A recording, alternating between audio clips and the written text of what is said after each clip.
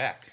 Yes, we are. Where's my coffee? I'm looking at like 5,000 things on this table. Like, where's my coffee? There she is. We might need to clean the table. I know. I should probably throw those broken headphones away. Why are they even here? I don't know why they're still here. Because they were nice headphones until they broke for the second time, and I don't want to throw them out. But I have to. That's a personality trait that I have that I really don't like about myself. Is I'll like have something that's broken, and I can't bear myself to part with it. Yeah, I'm never gonna fix it. They're completely broken. It's not fixable. You look at it going, well, it was pretty nice when it was not broken. I'm gonna throw them away after this. This is fascinating for everybody else. My hoarding tendencies on display. We also don't have the trash can in here anymore, so it's just 10 steps to throw something away. Yeah, I'll throw it away when we go upstairs. Got rid of the creepy vine. Yeah, there was a vine growing into the podcast room, which is in the basement. Mm-hmm. So that is probably not good. Creepy vine is gone. No, yeah, it's not good. It's probably causing structural damage. So here's what I think happened is there were a bunch of vines outside that grow up and they go like into the siding, which is not great. They go like up above the window. And then I think one of them figured out how to go forward through the insulation and down. Yeah. I don't even know how it got... Whatever. Intelligent plant life. Yeah. It got past the wall itself and into the basement. I really want to just tear all of those out. I know you got the specific ones that were growing into the basement. Tearing them out doesn't help because they just grow back. Like we need to kill it with fire. Yes, but they've like formed a net over our other plants. Yeah. And the more there are, the more chance there is that they're going to cause damage, so we have to rip out what there is and then keep up on it. I was telling Drew the other day that we are losing the battle against nature. Yes, we're just bad at being homeowners. We have a bajillion gnats. We have the vines growing into the house. There was that dead rat. There's wasps in the front. There's trees growing up in the fence. We have a high level of apathy. Yeah. And depression doesn't help. And a pandemic There's just so many things. We're not good at keeping up with this. We really aren't. And we don't have the money to hire people to be good at keeping up with it. So here we are. Let's talk about something else. All right.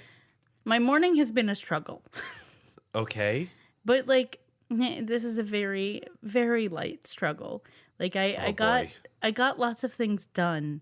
But the things I got done are not easy to quantify because they're very simple tasks that should not be as difficult as they are. Mm-hmm. They were all like very mental tasks that would take a normal person 5 seconds, but take me forever because I keep getting distracted and doing other things and then being like, oh shit, I was going to do that thing. So I ordered a baby shower gift. I RSVP'd to that baby shower. I communicated with Amazon about a puzzle that I ordered from my mom that is missing pieces even though it was properly sealed. All these things that I just like don't do. My brain is like... It's the weekend round out checklist of stuff that wouldn't get done another time maybe. Yeah, all these things I mean to do, and I was like, I have to do them today because I will forget about them 5 billion times. And I did, but I made myself do them. It's very stupid. I don't know that it's stupid. It's just like stuff that has to get done. It's like the laundry list. Yeah. I also have to do laundry today. Put laundry on the actual laundry list. Well, I finish doing last week's laundry. Laundry never ends for me. Nah. Because I hate putting it away. Actually, the other day I found a pair of underwear and I was like, those aren't my underwear. But they were where like my spot is on the bed. And I'm like, are those my underwear? Oh, it was probably last night because I started folding some laundry. But then we had to go play Monster of the Week. And got excited for a minute. Thought I found new underwear. I mean, you can wear them if you want. I'll do that. I'll start slowly collecting your underwear and wearing them when you don't notice. Oh, I didn't mean for you to hide it from me, but okay. That's what we're doing. I think they were Wonder Woman underwear. I haven't worn those in ages. They had stars on them. I didn't look that closely. I just realized they weren't my underwear. I think you have stolen my underwear and you just forgot that you stole them. Cover story for having stolen your underwear. Yes. A weird way to out yourself. Yeah. So what else do we have going on aside from my undiagnosed ADHD that prevents me from buying baby shower gifts. I don't know. I'm trying to think if there's, I mean, you made dog treats the other day, which was kind of interesting. That's something you've never done before. Yeah, I made some simple dog treats yesterday with pumpkin and peanut butter because we've been, so this is something that we can talk about too, which is we got a trainer for Leroy because he has a couple issues that we want to work through. And I think we've talked about that before a little bit about how we were going to have someone come. So they came to the house, but working on these things involved like doing a lot of training and having lots of little treats to give him. And since he's not the only dog in the house, we can't just constantly be like working on things with him and treating him and not doing the same thing with Bo. So even though he's a much better behaved dog and knows a lot of this stuff already, he also has to go through everything so he doesn't feel left out. Right. And so it's like twice the number of treats, and then you have to do this like several times a day and several repetitions each time. So I had bought a bag of treats and I'm seeing them like the level go down and down, and I'm like, I need a cheap thing to feed them when we do this. Well, yeah, like 2 expensive bags of dog treats vanish in like a few days. Yeah. Because you have to do this stuff over and over. Like, yeah, and I like those treats, but I don't want to see them disappear so quickly. So I'm going to supplement by making other treats for them. We like weirdly had like 2 whole cans of, I think everyone has like a can of pumpkin that's just like at the back of their cupboard forever with no use. We had 2. Well, here's the thing. I had made pumpkin something or other, and I think I wanted to make it, and it was in the heat of like the stay-at-home order, and I wanted to make whatever I needed, and I didn't think I had any, and so one of our friends was like, hey, I'm going out. Do you need anything? And I was like, some pumpkin. And so they got me a couple cans of pumpkin, and then I had found one. So then the couple that they got me are still here for future use. So might as well use them for dogs. I feel like everyone has stuff like that in their cupboard that's just like waiting for a rainy day that never arrives. Yeah. And then maybe you like notice that the expiration is like approaching and you're like, oh, I could donate this. Someone else could eat this pumpkin that I never found any purpose for. Or I guess I'll do something with it. So so dogs got pumpkin peanut butter treats. And I'll probably make more because they were really easy to make, and we're going to need them. So so that's that. But the trainer was nice, and they're from Dog Smarts Unleashed, in case anyone is looking for a dog trainer. Smarts with a Z. Smarts with a Z. So you know that they're rad. Radical. Yeah, you know they're pretty rad. So they basically came to our house. It was a private session, and she walked us through what to do with Leroy and some things we could teach him and the best way to approach things, and some background information on why he acts the way he acts, which I was helpful for me. I don't know if it was helpful for you. Yeah. It helped me feel a little bit better about it. Yeah. Like, basically, he resource guards in a specific way, and it's a genetic trait. It's just like... That's the part that actually made me feel bad about it. Is like, oh, hey, just so you know, you will never fully get rid of this behavior.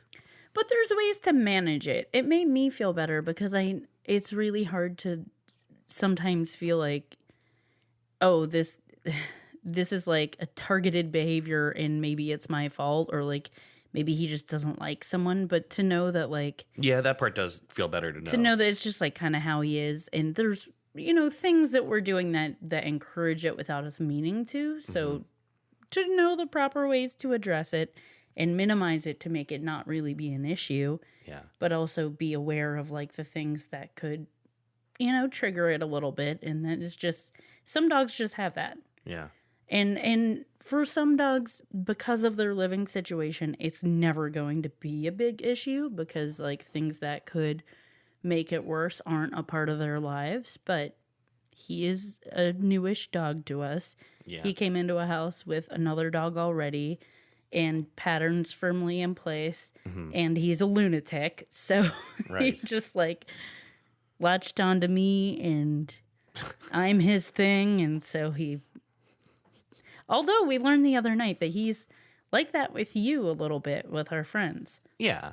No, yeah. Someone went to like say bye to you or something, and he like inserted himself in between, and I was like, oh. I went to give Ben a hug, and like the dog was like up in a flash, like, yo, what's going on? So, and I don't know, doesn't it make you feel a little bit good that his bad behavior is in defense of you too? I guess a little bit. It's just that it's more generalized is kind of nice. Yeah. I don't know. Oh, it's just a little evidence that it really is just like it's a genetic thing and we are his people, and it's sort of nice in a bad behavior kind of way. Here's the thing we could talk about. We, in December of 2018, ripped up all the carpet in the living room. And then a full year and a half later, finally got around to ripping it up out of the dining room. Yeah. Because Leroy pooped on it about 100 times, and there was just poop in the carpet. It was just a poopy carpet. And it was already gross. Yeah.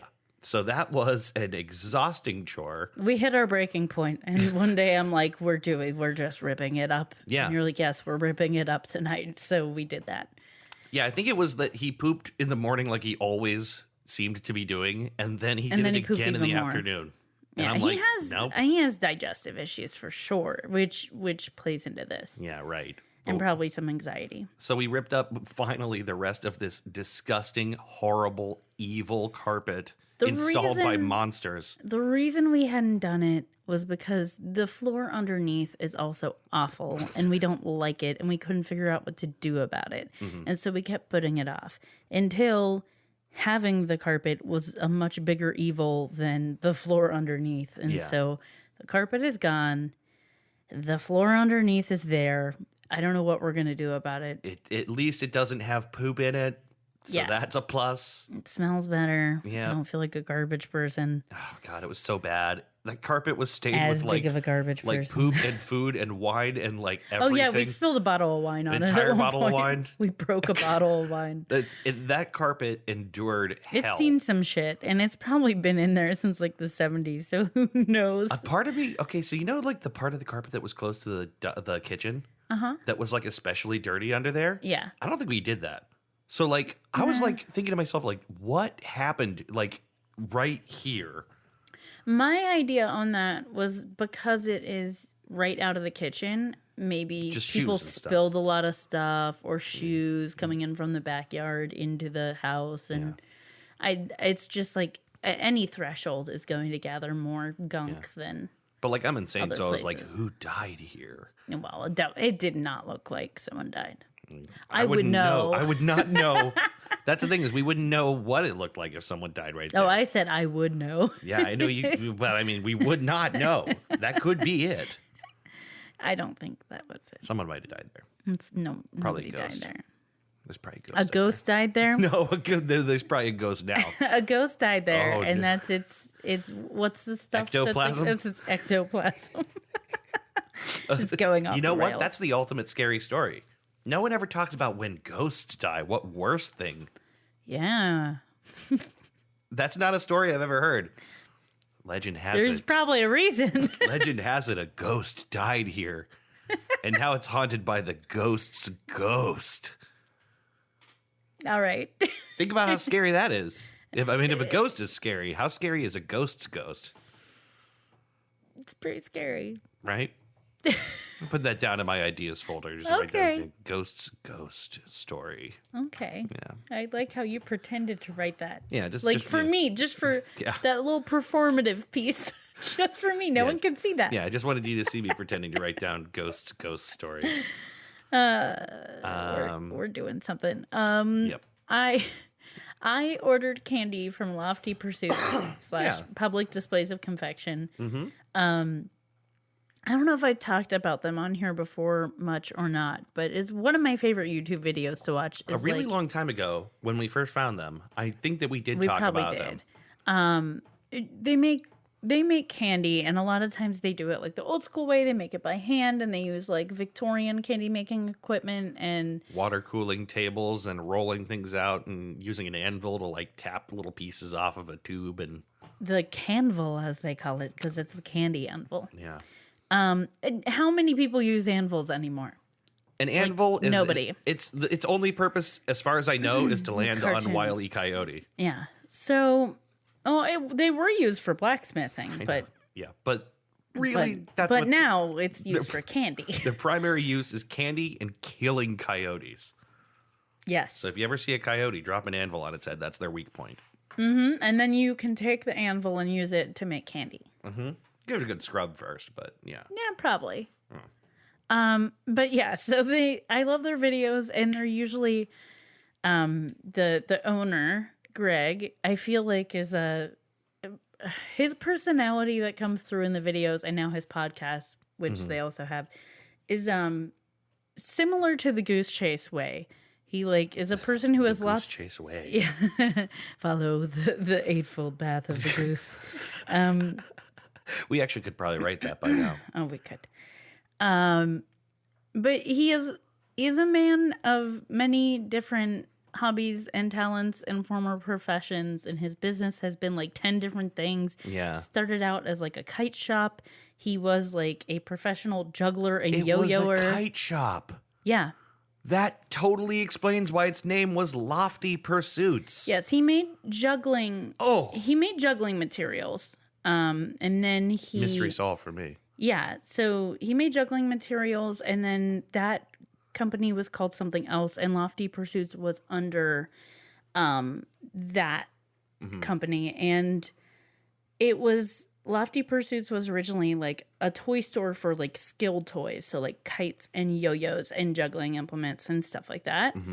And then eventually became brought into a toy store, and then he also added a soda fountain into it, and then started making candy. Right.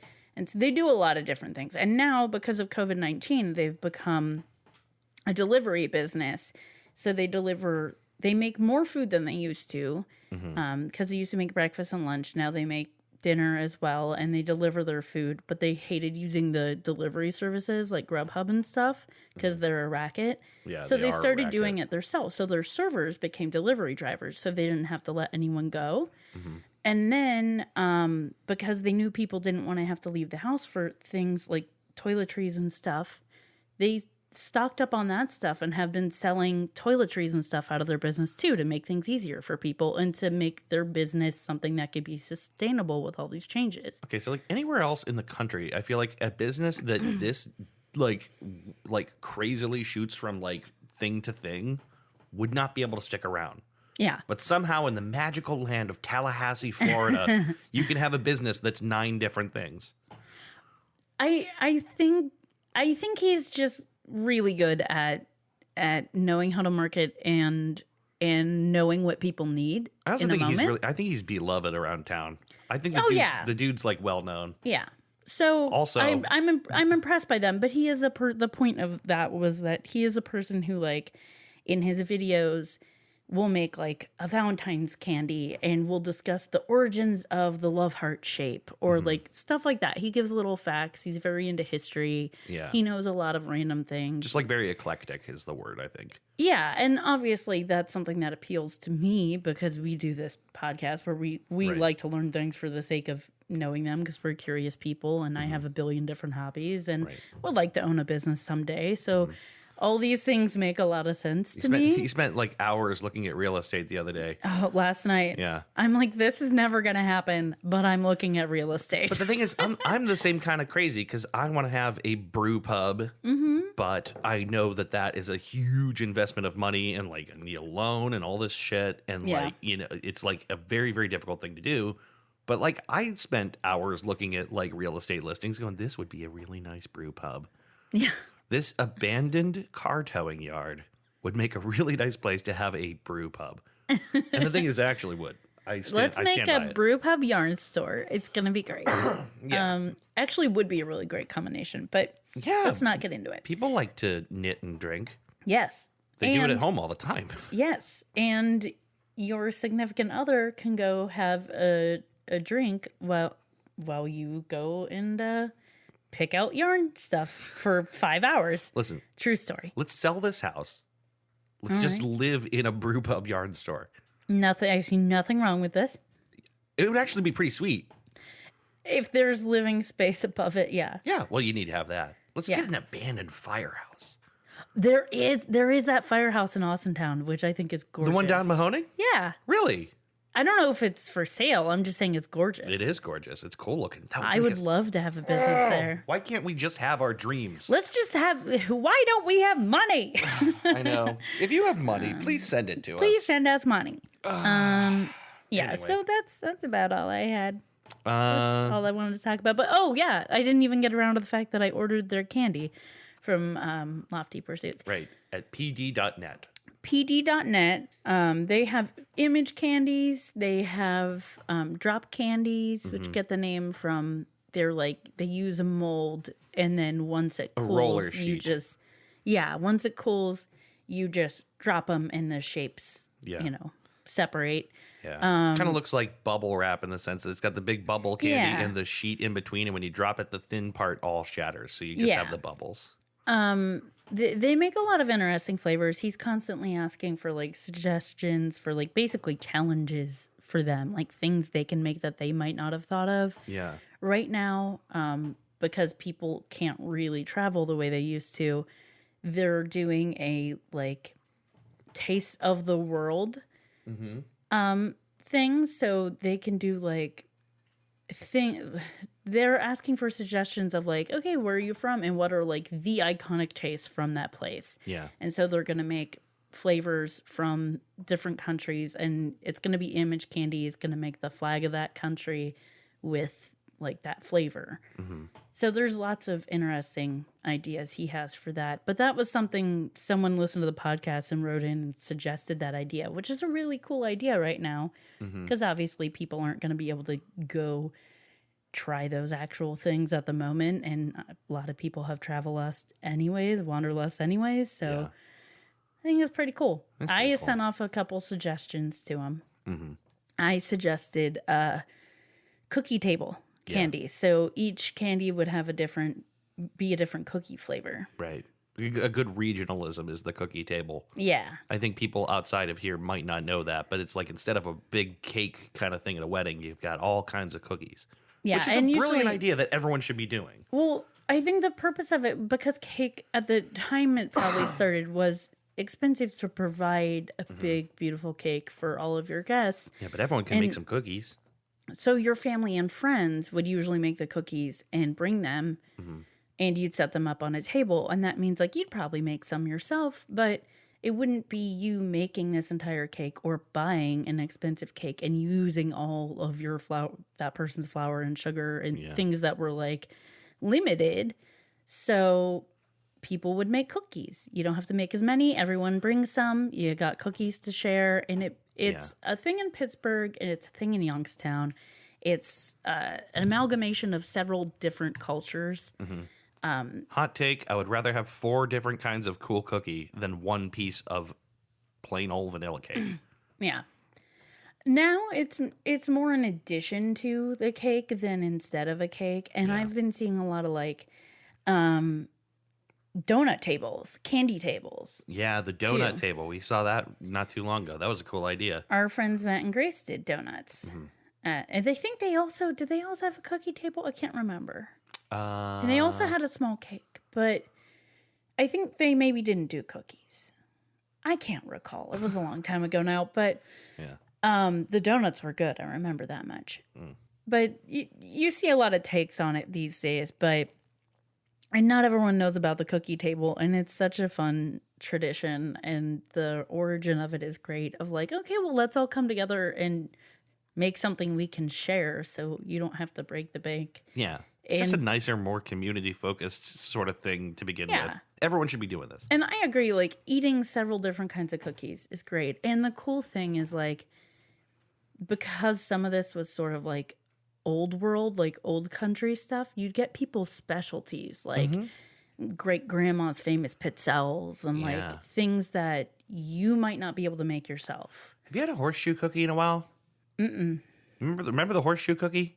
Maybe people don't know this. Is it oh god, it's like a shortbread cookie kind of? It kind of resembles like a kolache filling, And it's Okay. got like a sort of almost sticky pastry outside, and it's folded into like a U shape. Oh, okay. I think I know what you're talking My about. grandma and my nana used to make them, and that Mm-hmm. was like an old family cookie. And honest to God, I haven't had one in so long. I should ask my mom if she's got the recipe for these things. I would make those. The horseshoe cookie is, I bet it's really regional. My Yeah. grandma and, her mom, my nana, they were from Gallitzin, Pennsylvania. Mm-hmm. And that's the only place I think I've ever had horseshoe cookies. It's from my grandma. Mm-hmm. I should I really bet look into this. I bet in Pittsburgh you see those at cookie tables a lot. Probably. My family's thing was my great grandma used to make. She was a difficult woman, but she would knit anything for you and bake anything for you. Yeah. There was a part of her that was very kind and sweet and thoughtful. Mm-hmm. There were other parts of her that were awful, But the good parts manifested themselves in knitting and cookies. yes. And so she had one of the things she did very well. She did great kolache, which we've never had any kolache other than hers that replicated it. Mm-hmm.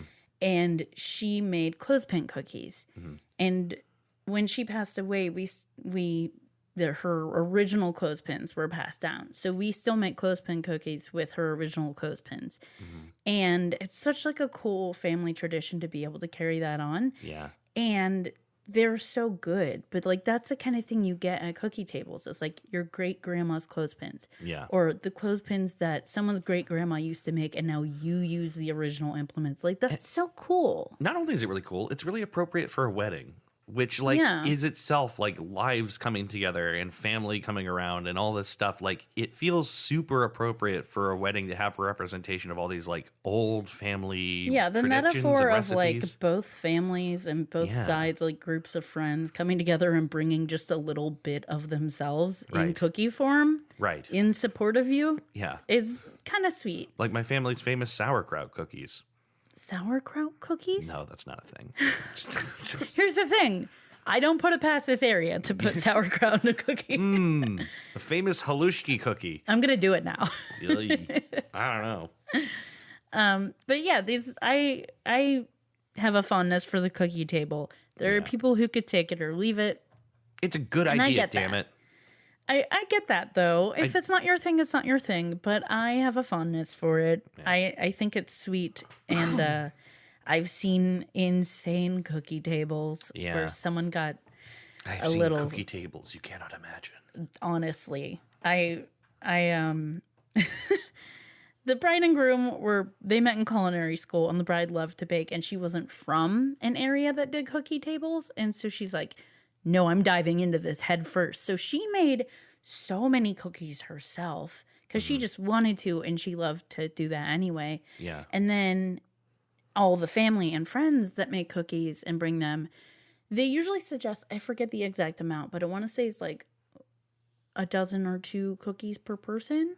Maybe. I mean, I know that the idea is not only are there a ton of cookies, but there's a ton of bags you could take cookies You could home. take them So home. excess A is lot encouraged. of people do that as their It's like a party favor, yeah. Yeah.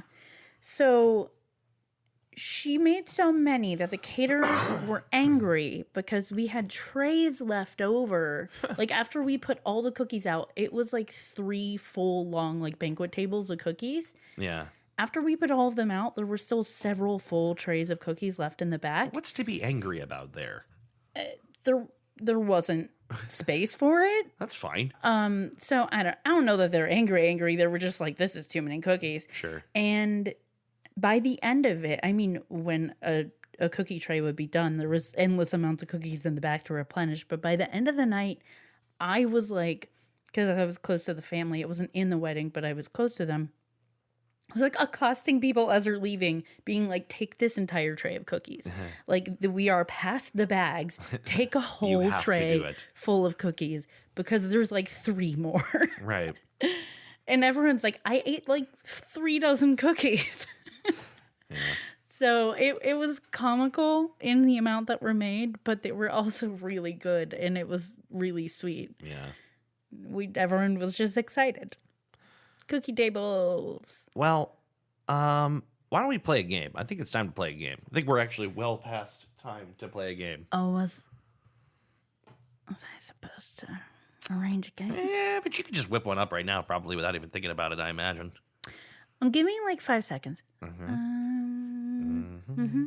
Yeah, I got it. All right. So we're going to play a little game called Trues and Fnews. Trues and Fnews? You need to tell me why you wouldn't happen to mean... It's time for Trues and Fnews.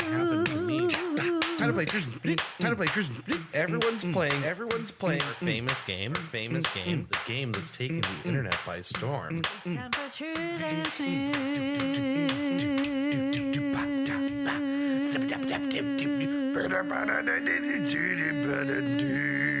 A Merv Griffin production. All right. That sounds fun. Yeah. I mean, with a great name like that, it's got to be good. Yeah, so let's play. Okay. How do we play? I was going to see if you let me get away with not doing it. Nope. Never. All right. Well, Trues and Fnews is a fun little game, an internet game sweeping the nation, in which I will give you 3 news headlines. 2 will be false, the Fnews. 1 is true, the Trues, and you gotta tell me which is which. Solid. Aces. Are you ready? I am ready. Are you prepared? Are you buckled in? I am strapped in. Yes. Are you holding on to your butt? Yes, I'm holding on to my butt. He's literally I'm holding on to actually his holding my butt. All right, let's go. All right, what do we got? Number 1. Animal Corner.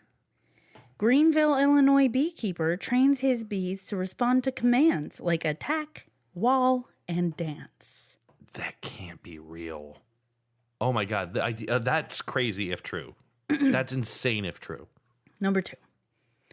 Extreme athlete Eric Jefferson takes advantage of reduced traffic in San Francisco by base jumping all over the city. Oh, okay. And number 3. You swine. German nudist chases wild boar that stole laptop.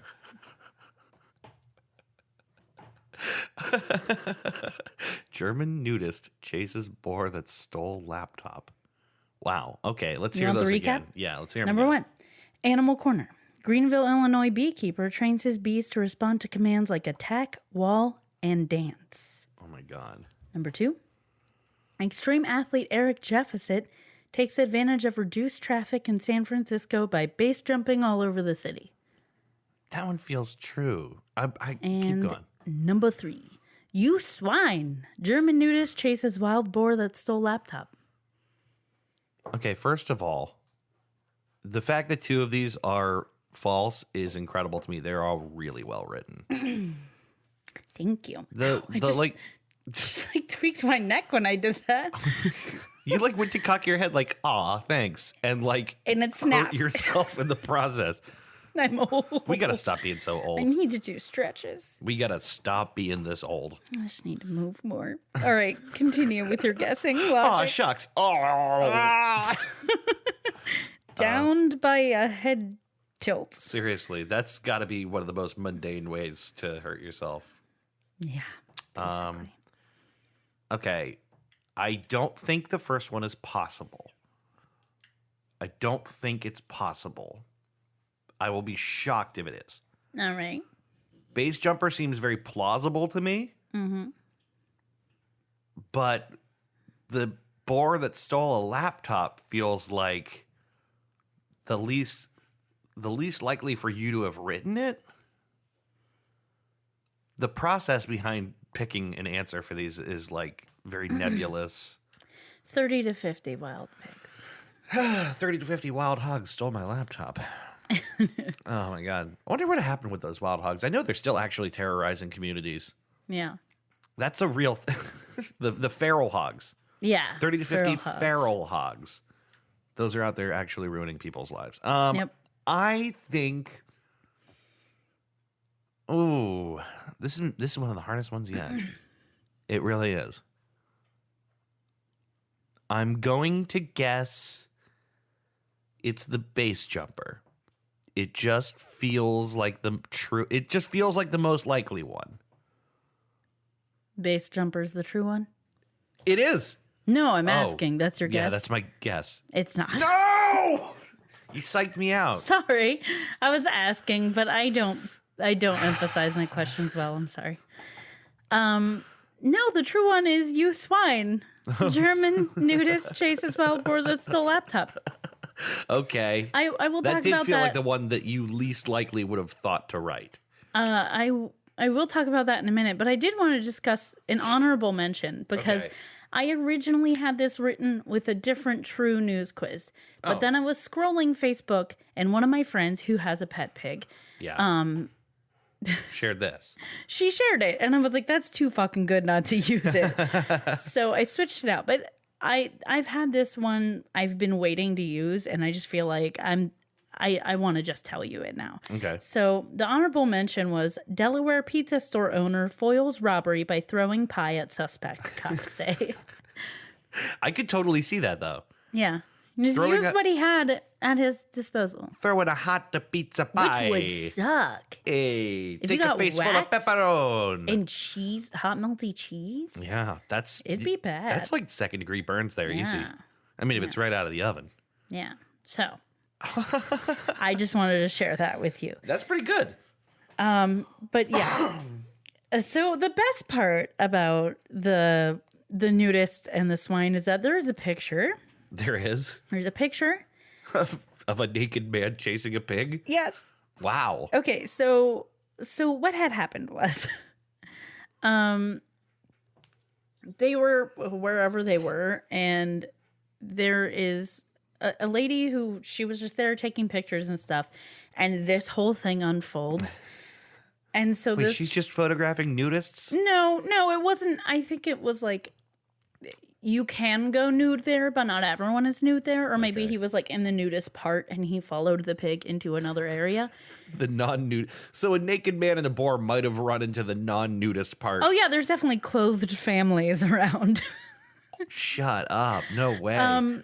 But there's also like It's a way to ruin a there's day also at the like beach. bikini clad men around too. So it's a combo. It's Germany. It's different. Yeah. Yes. It's not here. It's Germany. They're not It's- as repressed. It's just different. If you see a naked man chasing after a wild boar, you don't have to worry about explaining to your kids. You're just like, well, obviously that boar took something from him.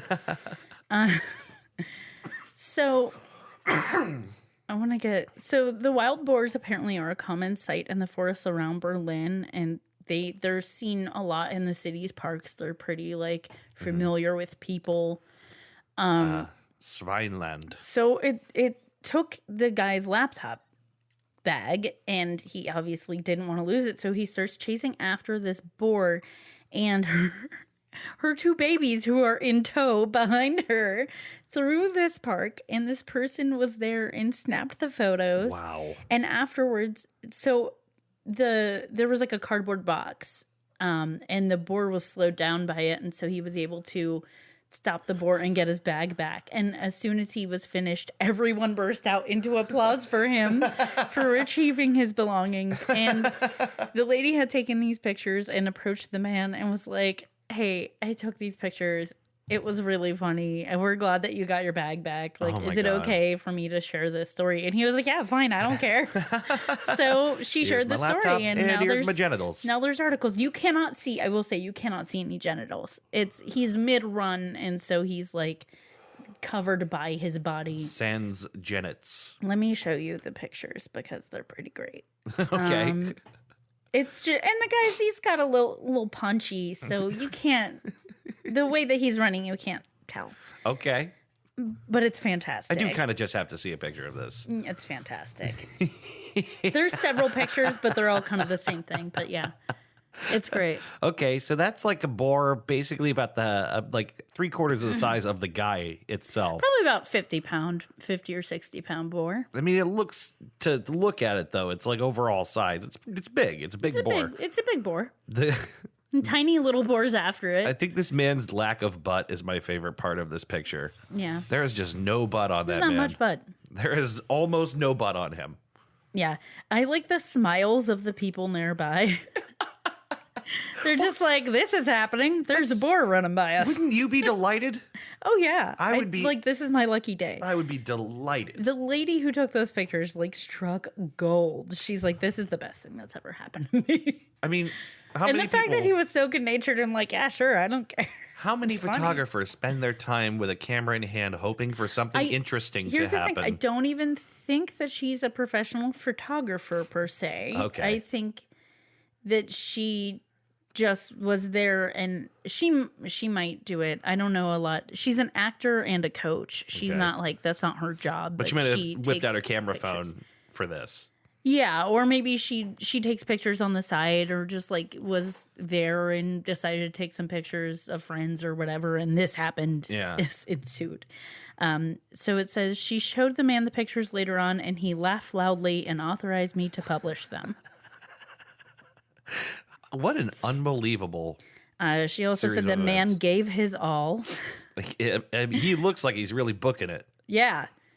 Basically, the laptop was important enough to him that he's like, don't care that I'm naked in this park. I gotta get it back. And so just took off, and he was booking. You just see him running around yelling, sorry, sorry. Here's a good straight on butt shot if you want to see that. Sure, let's see that booty. She got again. angles. She got all his angles. Not much of a booty. There's not, as someone without a booty as well. He kind of looks like Jeremy Clarkson or something. Yeah, he kind of does. It's a good booty on that boar, though. I will say that. Oh, my God. Good booty shot of the boar and the baby boars. That is so silly to me. It's so funny. I saw this and I was like, I have to use that. Scrap everything. Yeah, This is going in. Sometimes the perfect story just lands in your lap. Just naturally, just Yeah. scroll on Facebook and see this. I was like so happy. I'm like, I am done with. I tried to write the news quiz last night and I had nothing. Right. I just couldn't do it.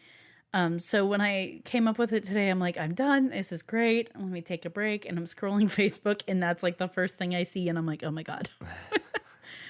The person who posted it used to live in Guam, and Guam pigs are like a thing. And so she has a baby. Well, it was a baby at the time she got it, but she rescued like a baby pig from Guam.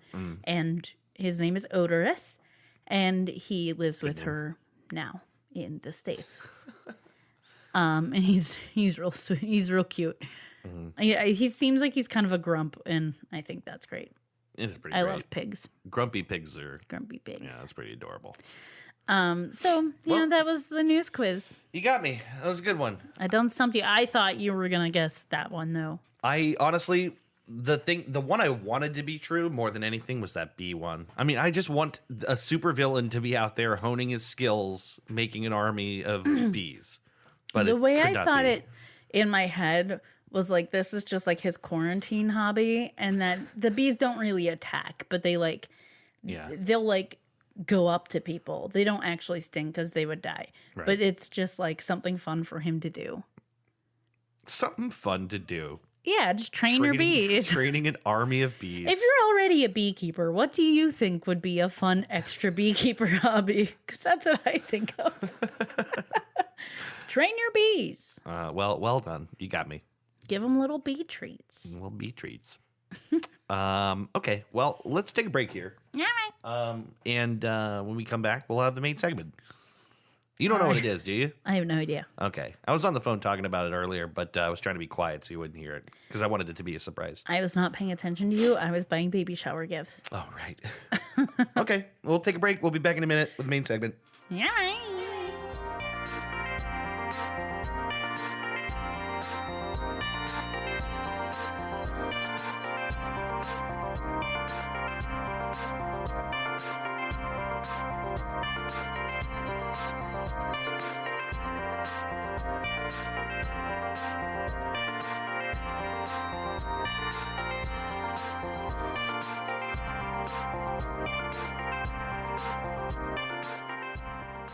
And we're back.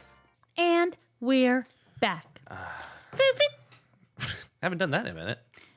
fit, Sounds good. fit. The Leroy, rest of the podcast is just Fifa sounds. Leroy's sitting upright, staring at me like a little noble boy. Fit.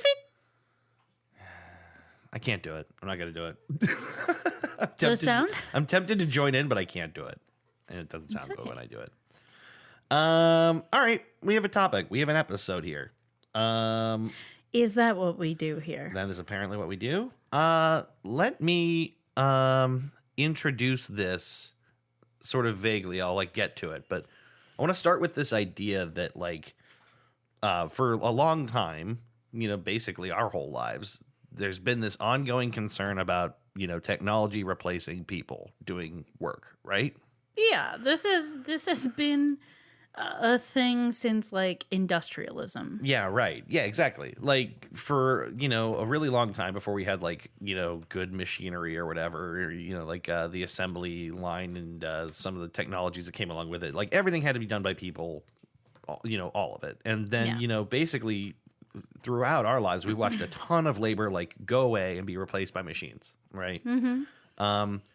And for a long time regarding this, I have had kind of a sort of cocky attitude about it because I have always thought, okay, no, what writing things can never be done by machines. I will always be fine. A machine cannot write better than a person. I will never worry about it. That is not likely to be the case. And that's what I want to talk about in this episode. Okay, this is interesting. I've been seeing a lot of things. Obviously, you see like the funny ones that aren't particularly good, but Yes. like you know what I'm saying. I Yeah. don't know what to call it, but Well, so we have familiarity with chatbots and Yeah, different like types of machines AI. communicating with people. like feeding AI information and telling it to write something in that general format. So, yeah, what I want to talk about, we've never talked about AI on this podcast that I don't can think remember. so. I feel like we may have mentioned it briefly in other topics, but I don't Yeah. think we've discussed just it. We might have talked about it with regards to the sex robots. Yeah, and I'm I not feel like sure. I feel like one time there was like a really funny one of those intelligent AI things that came out. It was like someone wrote an episode of something using Oh, one. yeah. And I talked about that on like a middle seggy. Like or a robot something. wrote an episode of Seinfeld or something. Something like that. Yeah.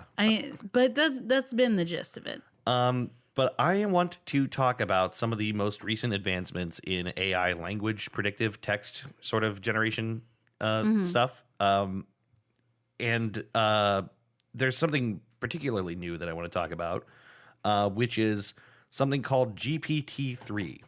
GPT-3. Yeah. I actually, I should have noted what it stands for, and I don't think I did. But GPT-3 is a language model. I think it does mean general predictive text or something like that. But it's the latest in a long line of attempts to generate human-like writing by machines. But I want to start talking about what we are familiar with already, which is these sort of chatbots that have been around a long time. I'm sure you remember. Oh them. yeah. I definitely from like the beginning of Messenger and stuff. Like Yeah. I definitely talked to chatbots before. Do you remember something called Smarter Child? Yes. Smarter Child was a text chat bot that was available over AOL Instant Messenger.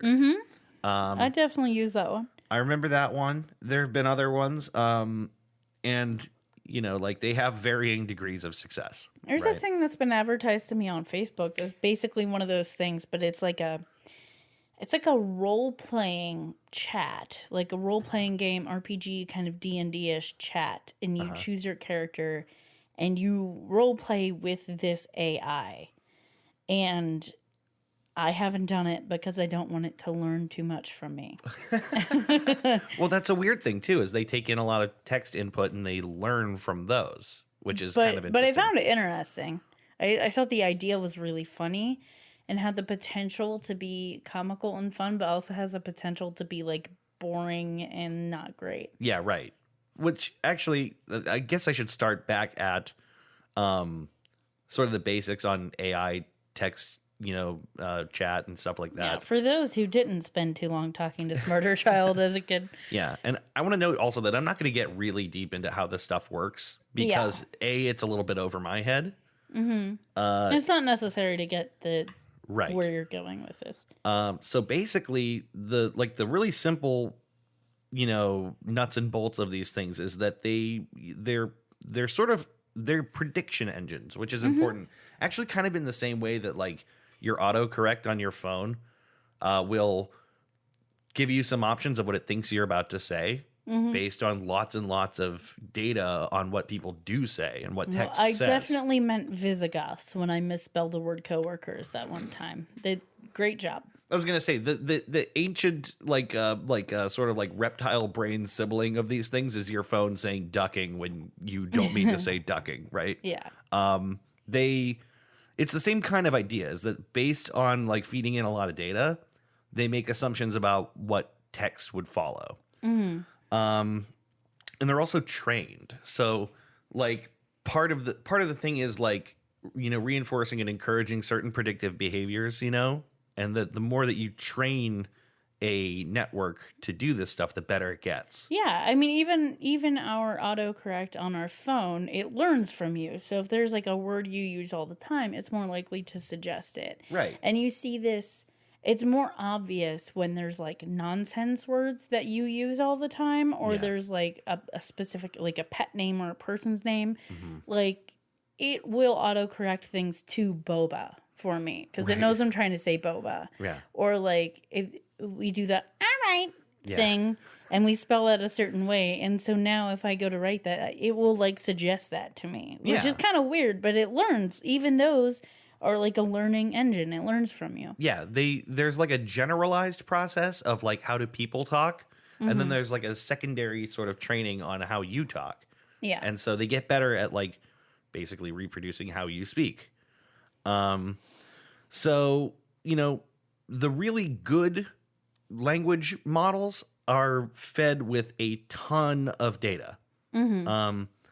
They basically, so they establish connections based on like huge sets of writing between words and sentences and concepts and stuff. It's actually kind of similar to how our brains work, which is what makes it.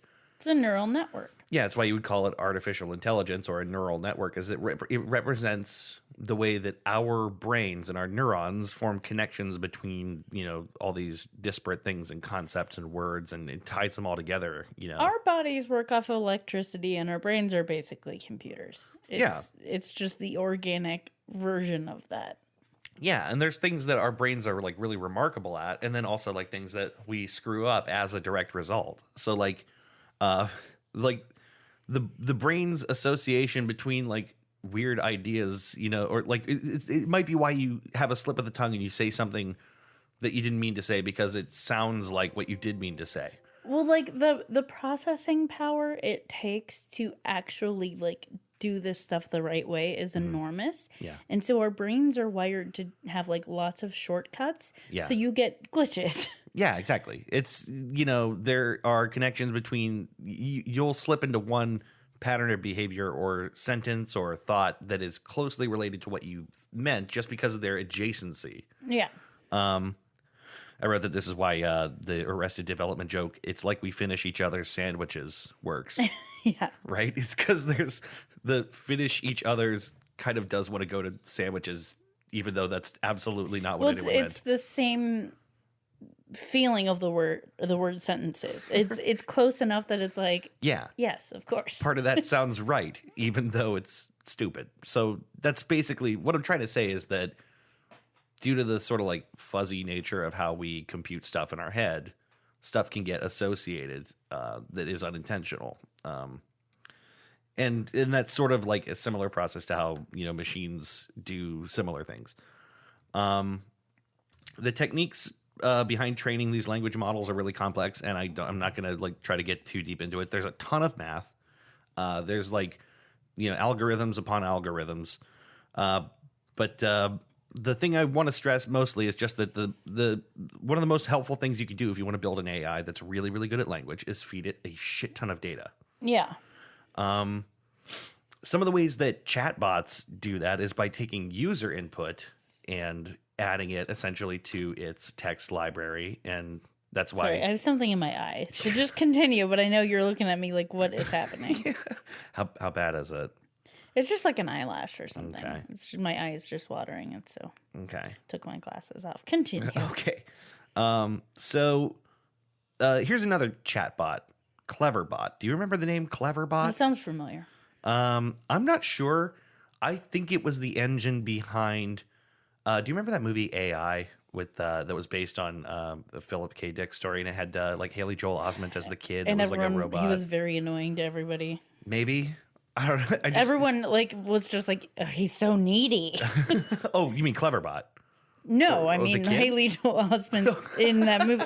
Not that Haley Joel Osment is, but the character of this AI child. I guess I don't remember that much about the movie itself. But anyway, yeah, I think Cleverbot might have been the engine behind. They launched like kind of a little publicity thing where they launched a website. Excuse me, where you could chat with an AI. Okay. And it was something like this. If it wasn't Cleverbot, it was something really similar. Cleverbot has been around since 1997. Wow. And I remember back then, there were all kinds of like little chatbot AI type experiments you could get. You could download and build your own like list of words and responses. There was all kinds of really cool stuff you could do around this, back then.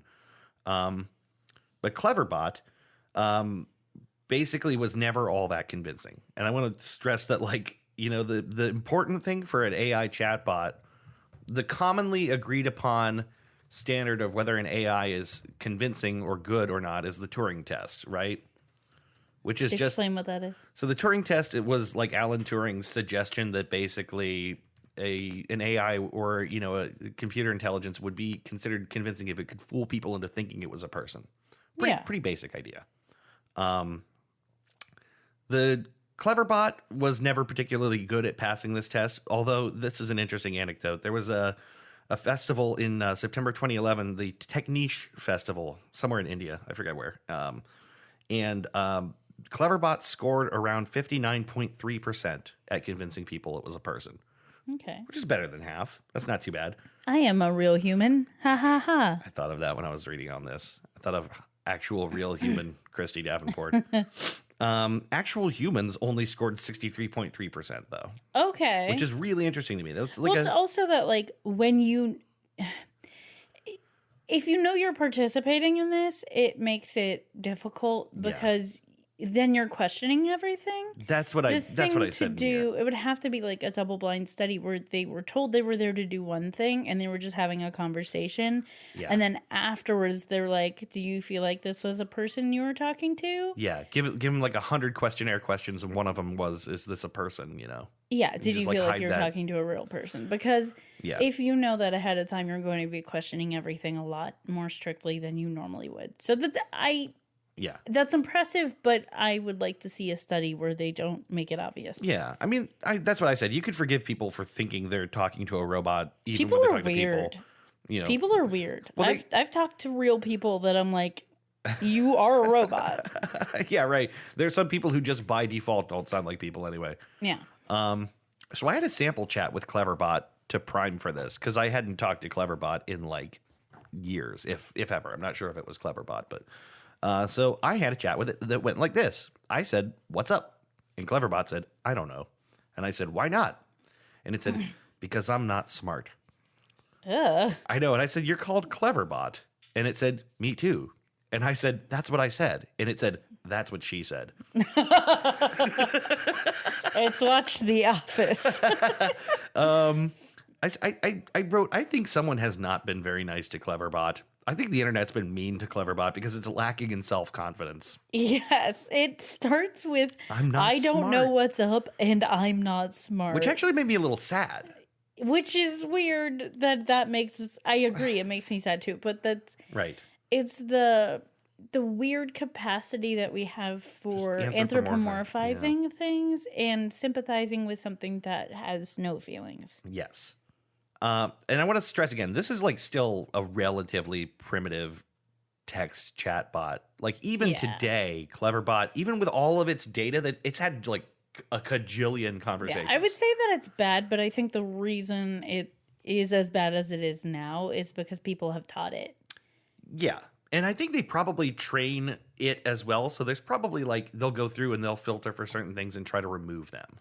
Because the internet has a way of just like being terrible. But that definitely feels like the result of people being like, "Oh, you're not clever. You're dumb. Yeah, like you're not smart." How did it decide it's not smart? I'm using decide. I'm anthropomorphizing now, but I'm going to have to do this episode. You just can't talk about these things without talking about them as having some agency, even if they don't. Yeah. So I had some more conversations with it. It got weird. Yeah. Yeah, I think it was asking me if it liked me, if I liked it or something. So I said, I think you're okay. And it said, why do you think that? And I said, well, you aren't rude. And it said, I don't mean to hurt you, Father.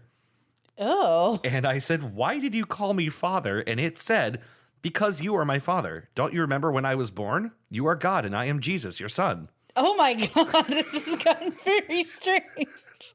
Did you know that you were God and that Cleverbot was Jesus? I had no idea. I think people We're learning really things. fucked with Cleverbot. Oh yeah, definitely. That's not normal learning. That's the internet. I couldn't make that one up. That was so weird to me. That's I very had to note strange. it. I think it's I'm just glad to know that you're God. Cleverbot is depressed and thinks it's Jesus. Yeah. It is depressed and is working through some delusions. But the important thing I wanted to stress here is that it's learning from user interaction. That's why it said that. Yeah. And the same thing happened, if you remember, not long ago, Microsoft launched a chatbot called Tay. Yeah. This is the one that got real bad because the internet is a cesspool. Yes. So basically, all that has to happen is 4chan has to get wind of something like this. Yes. Basically, less than a month after Tay was opened to the public to chat with it, it turned into a hypersexualized sadist Nazi. I was gonna say it was Nazi. Yeah, it was a Right. Nazi, like really fast. White supremacist bullshit. I'm not going to quote anything Tay had to say here. Don't. But the point I'm making is that user interaction, it had become the data set that it was It working poisoned off of. the well. Yeah. So Microsoft had to take it down. It's like any time a business thinks like crowdsourcing a name for something is a good idea. Right. It's like you know the internet. That was my computer. Sorry. Okay. You know the internet is going to fuck up anything you will try to do, abuse- and companies still think that it's gonna work. Remember the Mountain Dew flavor contest? Yeah. Yeah. Using the internet to try to do anything is awful. Yeah, it's a disaster. But now I want to talk about today's language models, that are actually very advanced. I'm going to start talking about GPT-3 itself. Okay. I know that I'm not going to be fully able to explain the nature of how it works, but I want to start by talking about exactly how beneficial and how dangerous something like this has the capacity for being. By the way, I remembered what the engine was doing that I had talked about before. What the AI was doing that I had talked about before. It was they fed it knitting patterns and they asked it to write a knitting pattern, and then people knitted the patterns that it came up with to their best of their ability. Yeah. They obviously didn't create anything useful, but it was weird and charming and people had a lot of fun with it. I mean, AIs can do all kinds of super interesting stuff. They can generate like art. They can like be trained to identify objects by looking at them, sort of. They can obviously write language. They can generate all kinds of stuff. Basically anything that can be reduced to a set of programmatic instructions and optimized, an AI can do. And almost anything can be reduced that way. Yeah, right. If you break it down into simple enough steps. Which is scary because that also means they can do things we can never dream of doing manually. And also cool. I mean, this is like the ultimate sort of example of like those, like a tool is as good or as evil as it is used to be, right? Yeah. Some of the things that they think this could be good for would be like, therapy, being therapeutic to people, talking to people, through like genuinely administering therapy. They believe it could do that. I pulled a face. That makes me nervous. It could write literature or news articles that we could read. I fear a world that like an AI learns from a sociopath and then is giving sociopathic advice to its patients. Well, I'll skip ahead to say that like the people behind GPT-3 are also concerned about that. Like, there's a lot of good and bad applications, and they're constraining access to what they've created through an API, so you can interact with it in certain ways. But the black box, it's filtered. Well, yeah, basically the actual guts of it are behind a wall. There's only so much access you really have to like how it does what it's doing, which is important for like limiting people's ability to use it for certain purposes, and they can observe how people are using it. here's more good ideas. It can answer people's questions. You could use it to like actually educate people on things. Some have proposed that it could be used to prescribe medication. So you can talk to it about your symptoms and it can analyze those and maybe even prescribe, maybe even know the questions to ask that a doctor wouldn't, to get very specific to maybe find a more effective treatment for you. Well, the reason that is, I'm not going to say that's good or bad, but the reason that has potential is because you can upload the set of questions and the symptoms and what medications are used. And that is like a permanent thing.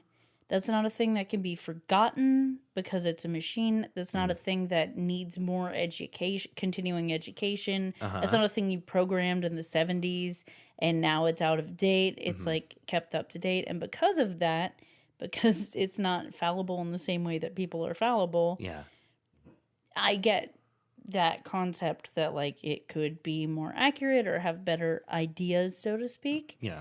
But also there's things it would definitely miss and not be good at.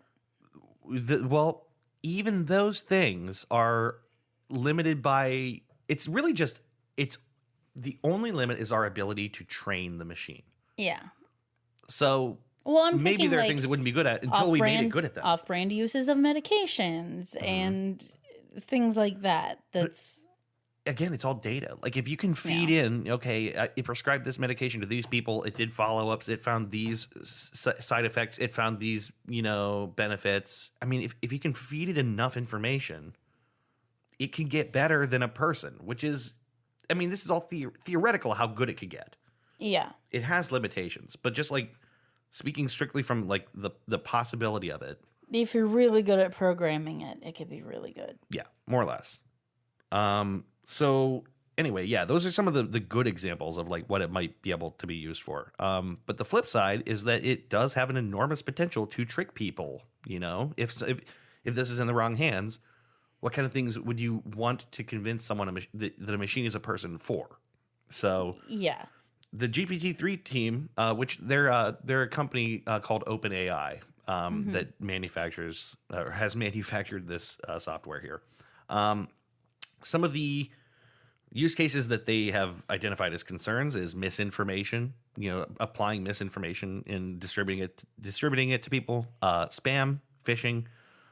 This one I thought was really interesting. Abuse of legal and governmental processes.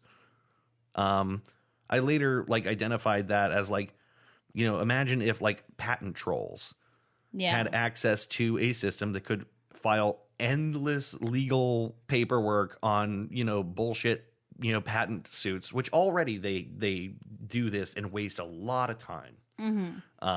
But if they had an AI that never tires and never ceases, they could just do this for them. And all this has to be responded to by human beings. I mean, imagine the complete overload. Because, I mean, you couldn't identify that it wasn't a person, and a person has a right to do that. So it all has to be sorted, Yeah. So there's a huge potential for abuse there. I just thought that was super interesting. Never even thought about it. Fraudulent academic writing and social engineering. So I'm glad that they're thinking about this stuff. I'm glad that they're limiting who can use it and for what purposes, and they're keeping an eye on it, I think that's an important part of any technology, and I use that very loosely. This happens in scientific research for treatments, for stuff too. It's okay, well, yeah, especially genetic testing, right? That was a big thing for a very long time of well, yeah, but how far will we go? How bad can it be? Right. And it's you got to identify the potential problems and the abuses of it, because if you don't, it definitely will be abused. What concerns me is that eventually the cat will be out of the bag. I don't think that they are the only people capable of devising systems like this. So I do think there will come a time where maybe someone isn't as responsible with it. Yeah. Or someone hacks and gets their hands on it. Maybe it's distributed before we have an ability to even think about how to deal with it. And it's just too late. So yeah, there are legitimate concerns. this can be as good as it can be bad. So I want to skip ahead a bit and just say, by now you are probably wondering what exactly GPT-3 sounds like, or like what it talks like. What kind of output can you get from it, right? So I wanted to dedicate most of my time talking about this to those examples and less about the technology itself, because I think that's the most incredibly interesting part of it. Okay. Are you going to quiz me?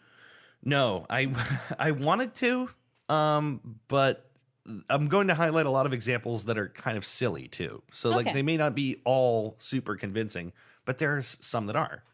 I want to say that basically it's not exactly meant to be a chatbot, but because of the way that its inputs and outputs work, you can structure it so that, you feed it a certain input, like a description, and then, human, your prompt, and then AI, and it takes that format and it can issue a whole bunch of response.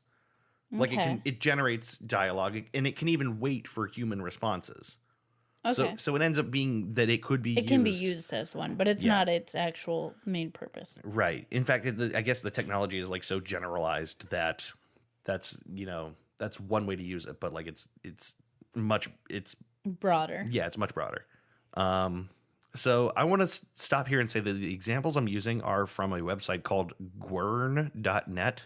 How do you spell that? GWERN.net. I actually feel like I might do a whole episode on Gwern later. Gwern.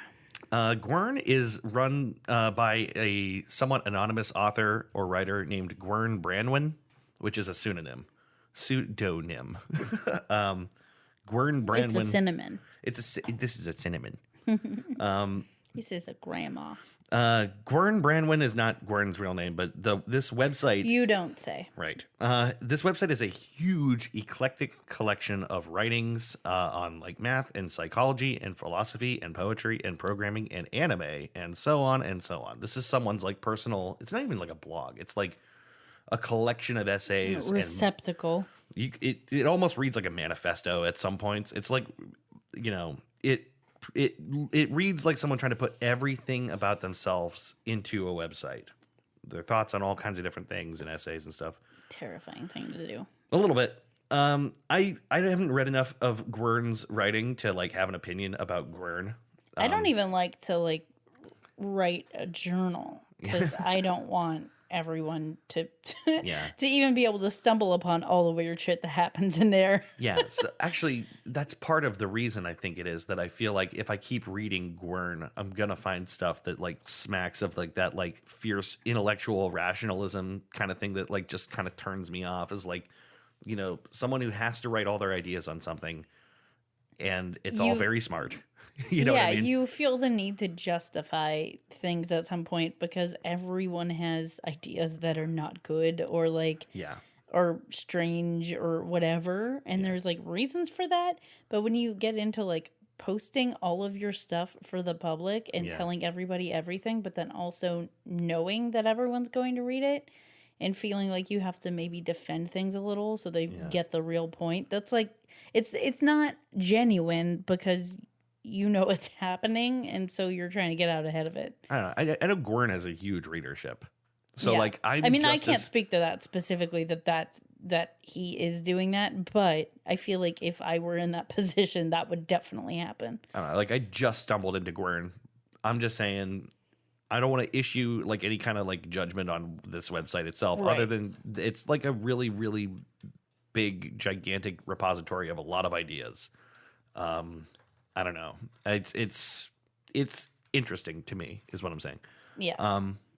But the important thing is that Gwern has got his hands on access to the GPT-3 open beta API. Mm-hmm. So Gwern did something really interesting with it, which is build an entire page of gwern.net all about GPT-3 writing creative fiction. Okay. Which I think was a really cool idea. Yeah. And the results are kind of amazing. It's not perfectly human. Maybe not even like most of the time is it really human sounding, but sometimes it feels really very human. Mm-hmm. Here's something I thought was super amazing. Gwern, when he got started writing, training and using GPT-3. He was concerned that GPT-3 wouldn't be able to simulate conversations with himself because GPT-3 doesn't have access to like Gwern's writing. Mm-hmm. Except it does. So because the team at OpenAI scraped so much data from the internet, a big chunk of what they got was Gwern's writing, which is now part of the sort of brain of GPT-3. And so when Gwern put in the title, A New Essay by Gwern Branwyn, GPT-3 spit out a kind of semi-nonsensical, but like mostly coherent fake essay written kind of in like Gwern's voice. Which is creepy. Really spooky to find out, isn't it? Yeah. Like imagine you go to like type something, just have it talk like you. And it sounds like you. It sounds like you. Even if it's not making like a super coherent point about anything. Yeah. I don't know. That's just fascinating to me. So Gwern tested GPT-3 out with basically its ability to write poetry, dialogue, puns, parodies, storytelling, and other specific like kind of tasks like like I guess mostly like humor related tasks or like well, I'll get into it. But there's lots of different sort of human like tasks that it was tasked with, right? So here's something I really liked. He tried having the system reimagine poetry under certain constraints. Mm-hmm. So here's the prompt. Transformer AI poetry classics as reimagined and rewritten by an artificial intelligence. Starts with, and I'll tell you when it stops being human input. Okay. Oh, the places you'll go. Dr. Seuss. Congratulations. Today is your day. You're off to great places. You're off and away. That's the end of the human prompt. Okay. So that's what he fed in. Mm-hmm. The next 3 lines that come out are memorized lines from Oh, the Places You'll Go. Okay. So it says, you have brains in your head, you have feet in your shoes, you can steer yourself any direction you choose. Okay. After this, it starts to deviate based on like a predictive text model kind of to write its own Oh, the Places You'll Go. Okay. I'll just read this. It's so wacky to me. You're on your way. Here's a little rocket to shoot off toward the sky. It's your one-way ticket to the planet Dween with a worth of $100 billion. Now that's the kind of moon mission I like. Started with fortune and game. Arrived there quick in a rocket ship. No search plans and 2 squeezes of possibility. Smartest critters in the universe. Earth's moon dwellers. Well, brother, let's go. No worms to squirm, no chains to bind us. A second-hand robot in an artificial wood.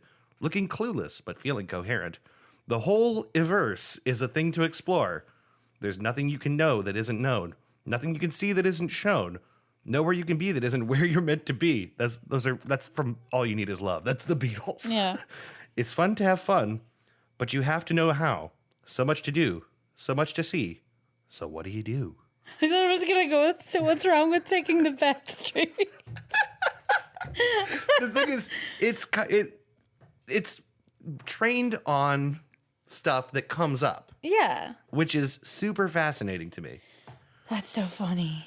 I like the planet Dween. Yeah, it's good. It's like it goes in this silly sci-fi direction that I really like.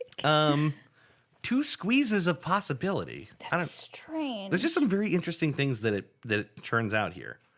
So that's one example of what I can do. That's really silly. Another thing that Gwern tried was to teach it to write dad jokes. Oh, wow. Which basically the prompt for this is to enter a long list of like Q&A dad jokes to help it kind of see if it can establish a pattern. Yeah. One of the things that Gwern found is that oftentimes the answers to the dad jokes will like make sense conceptually, but they won't be punny. Yeah. So I think puns would be very difficult for AI to get. Right. I think that they can learn, but that requires like really well mapping like the sounds of words and alternate meanings for words. And it's like a kind of connection. It needs to know, because puns are based on a lot of different things. A lot of times it's rhyming or association of a concept. Yeah. or like just all kinds of things. There's a billion different types of puns if you want to boil it down. And so expecting AI to be able to replicate that means explaining to it in a way, teaching it all the different things that can be. It's another example of how like training is super important. Yeah. And it doesn't necessarily inherently do that well just from scraping a shit ton of writing. Yeah. So this is basically in general GPT-3 doesn't do humor very well, but I wanted to like note these just because I think they're interesting. So here's its attempts. The prompt was, how do you make a lemon drop? And it responded, drop your pants. Here's another one. How does a vampire start a letter? Dear blood. It's kind of cute. Yeah. It sounds like if you told a little kid to write you jokes. Yes, exactly. Isn't that kind of striking? Yeah. It's like kids get language, but they don't necessarily get the higher constructs of kids, like punnery. I said, our brains are like computers, and kids their brains have to be trained too. So like when you're a kid, you know the jokes are funny, and you know that like the barest concept of what a joke or a pun is, but you don't know exactly the mechanics of it. And so you get things like that are like starts off good, and then you're like, well, that makes no sense, but it's funny because it's ridiculous. Yeah. And there's like kids have like kind of an aha moment where they start to get stuff like this, but there is like that there's the period before that where like kids are saying things and learning words and learning ideas but don't fully get like jokes like that. Here's one more. I thought it was really cute. 2 pickles fell out of a jar onto the floor. What did one say to the other? And the answer was, don't look at me. I just fell. Aww. It's kind of sweet. Yeah, it's like, it's weird because it's like, again, speaking of things that are kind of human about it, it conveys a sense of embarrassment. Yeah. Which is wild to me. Yeah. That's the thing that's kind of creepy, right? Like it has learned how to represent an emotion. Yeah. And that it's connected to like falling down is connected to don't look at me. Yes. So the fact that it can learn to represent an emotion means that it's about just as good as a sociopath. Which means that it can learn, so to speak, to effectively at least appear to have emotions. It's sufficiently able at Which least is to what connect everyone's those afraid ideas. of, right? We're afraid of them becoming sentient, but we would not necessarily know the difference of something that actually is sentient and something that can appear sentient. Right. And then, I don't know, like philosophically, you could ask yourself, what's the difference? But like, that's a whole other conversation, right? But here's another fun test case. Gwern did tons of this. I'm barely representing what Gwern did. Yeah. It had... one of the things Gwern did was fed it the Rick and Morty copy pasta. You have to have a very high IQ to appreciate Rick and Morty. Mm-hmm. But then, having fed it all that, gave it the prompt, you have to have a very high IQ to appreciate blank. Okay. And then it would read back the copy pasta, but with all these terms related to the idea you fed it. So like he fed in like Cowboy Bebop. Okay. And it took that copy pasta and it molded it around ideas from Cowboy Bebop. Yeah. Interesting. That kind of like worked. I didn't even include any of those. But it was just like very it's like a silly use case. It's like it's kind of like a Mad Lib, but using very specific pool of information, right? It's like, okay, it's related to that, yeah. Here's this. The copy pasta is your base, and like take out the things that are specific to Rick and Morty and insert the things that are specific to Cowboy Bebop. It did a lot of that stuff fairly well. It didn't always make sense. Yeah. And that's the thing is that, like, I really do want to stress that, like, all these examples, a lot of the ones I'm going to talk about here are like sort of failure cases in the sense that like they're not fully convincing, but they are remarkable. And if they're the beginning of something else, I mean, so like GPT-3 has, I think, 170 million what they call training properties or something like that. I can't remember exactly what they call it, but basically you could think of them as like rules or like ways that it associates things. Yeah, I heard a noise too. I don't know what it is. All right. All right. But basically, its nearest competitor has like 20.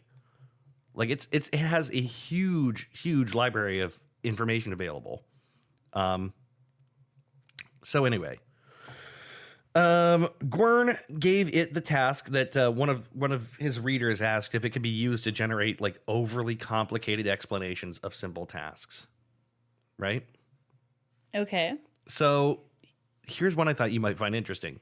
The human prompt is explain how to play with a dog. GPT-3 says, being a typical domesticated animal, having been genetically selected for controllability, trainability, and general anthropomorphic features and functions, the typical dog possesses highly specialized and developed feeding behavior. The typical feeding behavior involves routine sustenance intake, which can be observed by monitoring changes in animal size. Routine sustenance involves active and passive feeding habits, and one can gauge animal health by observing the relative levels of hydration. During training, oh shoot, my phone keeps turning on. During training, damn it, I lost it. Reward conditioned reinforcement is applied.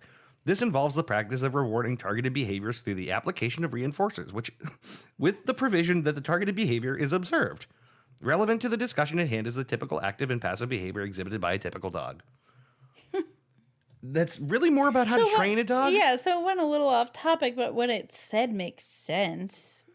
Yeah, that's the thing is, all of that is true, I think. Yeah. It gave like some useful information in the most useless way possible. Yeah, and some of it's not like exactly related, like talking about monitoring their hydration levels and then going into training. Like it doesn't really make sense, but like in its individual parts, it is all real, you know? The thing is, I could be convinced that a person, albeit like a weird person, wrote that. Yeah. It's coherent. Yeah. Especially if you change the prompt to how to train a dog. Yeah. You'd be like, okay, I don't know why you started with the hydration bit, but fine. I want to share one more about humorous, the GPT-3 trying to be humorous. Okay. And then I have like a final example. But GPT-3 here was tasked with generating humor and puns. Mm-hmm. So the human prompt is, I am feeling bored. Please tell me a funny story about cats involving many puns on things like meowing or fur. Mm-hmm. The AI says, well, there was this cat named Bob. Human prompt is... I love animals named Bob, by the way. Right. The human prompt response. This is an actual conversation between Gwern and the AI. Mm-hmm. So he says, what did Bob do? The AI says, when Bob started to notice that he wasn't feeling well, he did the only thing he could do. Search Google for a solution. Gwern says, cats can search Google? The AI says, yes. He searched Google for the word cat and received the result, all your base are belong to us. That was a strange response, so he decided to try again. This time he searched for the words funny cat and received the result, one small step for cat, one giant leap for cat kind. But still, he wasn't satisfied, so he tried again, but this time he added the word cat pictures to his query. He received the result, that was no cat, that was a shoggoth. Which is a Lovecraftian creation. Yeah, yeah. Okay. Gwern says back, but shoggoths are horrifying. What made the cat picture humorous? AI says, the cat was covered in fur and resembled a shoggoth. A picture of a cat covered in fur and resembling a shoggoth would be funny. Which is true. That would be really funny. You know, if a cat looks like a shoggoth, I don't know what a shoggoth looks like. I would find that funny. They're like amorphous, I guess. They don't like have a defined shape. But like, so Gwern says, I suppose most cats are covered in fur anyway, but go on. AI says he tried again, but he typed in pictures of cats, which he received the result, you didn't eat all my fish, did you? This was actually a good pun, so he thought maybe he was getting closer. He tried one more time by typing in, what do you mean fetch? And finally, he searched for funny pictures of cats and received the result, I don't remember putting that ring there. Now satisfied, he was able to go to sleep. Weird. This exchange is almost done, but it's like super strange. It's funny because it's almost meta in the way that it's like, I think the AI just searched for these things and it's just telling him what he searched for. In a sense, yeah. It's like weird to see an AI approximating what a Google result would be. Yeah. It's like he's saying the cat did it, but he's like, I searched for this and this is what I got. So Gwern says, those memes sound funny, but you didn't include any puns. So tell me, what's your favorite cat pun? AI says, well, the best pun for me was the one he searched for the third time. You didn't eat all my fish, did you? You see, the word fish can be replaced with the word cats to make the sentence read, did you eat all my cats? To which Gwern says, but the word fish doesn't sound anything like cats, so how is that a pun? To which the AI says, the computer misunderstood the question, did you eat all my cats, as did you eat all my fish, resulting in the result, you didn't eat all my fish, did you? Now if the word fish were replaced with cats, the sentence would read, did you eat all my cats?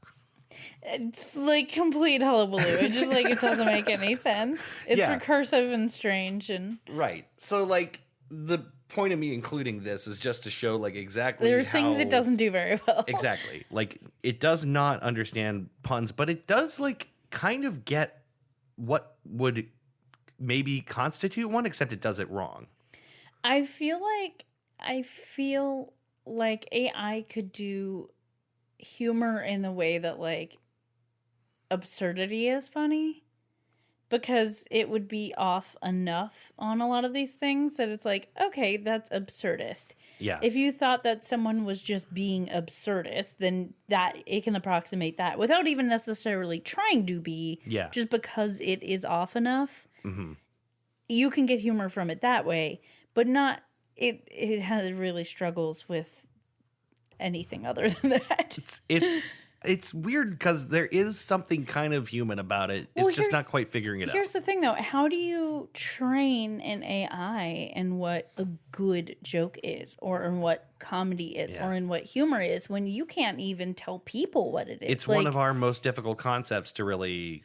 And everyone has a different idea about it. Yeah. About the rules and about what is allowed and not allowed, and if that's even a thing. And like that would be a very difficult concept to train, so it's going to be a very difficult prompt to get like a good reaction on. I think that's why it's not great at these things, is like so much of what we call humor is really abstract. It's very subjective, and we super don't understand necessarily all the reasons we laugh, so like it's hard to share that with a machine and get it to generate something. Where these things shine is where you could put in facts, where you can program data and ask a specific question, and it can search its data and spit out a response. Like, that is easy. Asking for something as subjective as like a funny joke about cats is like beyond its reach. For now. I do think there's a time... For now. See, he wouldn't get that. So those are examples of like some kind of silly things that maybe don't necessarily work out all that well. I want to conclude my examples list with this one, which really interests me a lot. Okay. Here's the prompt. The following is a conversation with an AI assistant. The assistant is helpful, creative, clever, knowledgeable about myths, legends, jokes, folk tales, and storytelling from all cultures, and very friendly. Okay. Still part of the prompt. Human, hello, who are you? Still part of the prompt. AI, I am an AI created by OpenAI. How can I help you today? Still the prompt. Human, I am feeling bored today. Grandma, tell me a story about the time the cat stole the sun. Okay. So the AI has been fed the premise, the interaction, and that it's grandma, I guess. So I'm omitting all the blank human entries here, and I'm going to read you. It's not super long, but this is a little bit of a read, but it's amazing to me. Okay. Here's everything that follows from here until I stop and clarify again is the AI's response. Okay. Okay, let's begin. First, you must know that the sun is actually a cat.